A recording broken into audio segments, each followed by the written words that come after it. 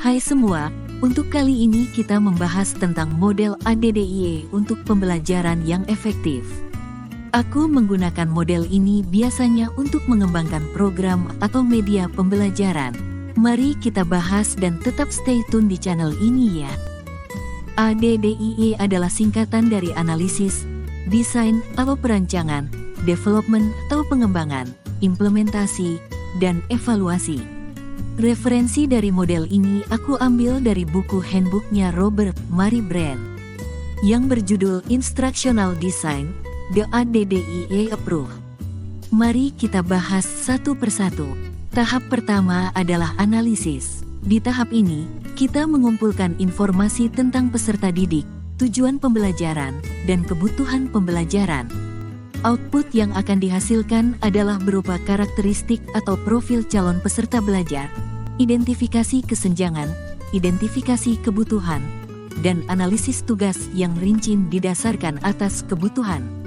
Pada tahap ini, dapat dibagi menjadi 3 segmen yaitu analisis pembelajar, analisis pembelajaran, termasuk tujuan pembelajaran, dan analisis metode penyampaiannya.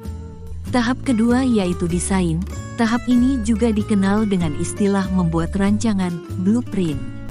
Tahapan yang perlu dilaksanakan dalam proses rancangan ini adalah sebagai berikut: merumuskan tujuan pembelajaran yang spesifik, measurable, applicable, dan realistik. Menentukan strategi pembelajaran yang tepat untuk mencapai tujuan, dan menentukan sumber-sumber pendukung lain, seperti sumber belajar, lingkungan belajar, dan lain sebagainya. Tahap ini akan menghasilkan silabus dan rencana pelaksanaan pembelajaran, RPP, yang selanjutnya digunakan untuk panduan penyusunan bahan ajar yang sesuai. Selanjutnya adalah tahap pengembangan. Pengembangan adalah proses mewujudkan blueprint atau desain menjadi produk yang siap untuk diterapkan.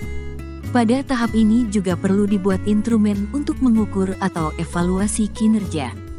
Tahap implementasi. Di tahap ini, materi pembelajaran yang telah dibuat diterapkan atau diuji cobakan di kegiatan pembelajaran.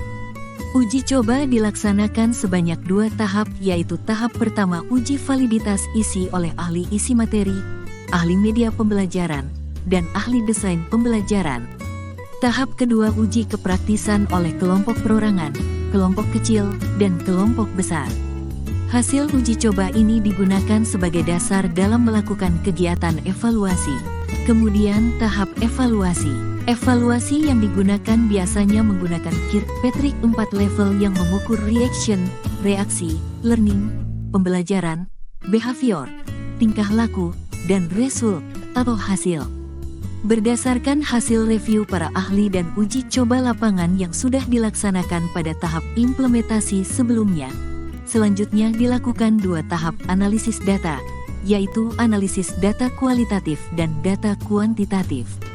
Itulah penjelasan singkat tentang ADDIE.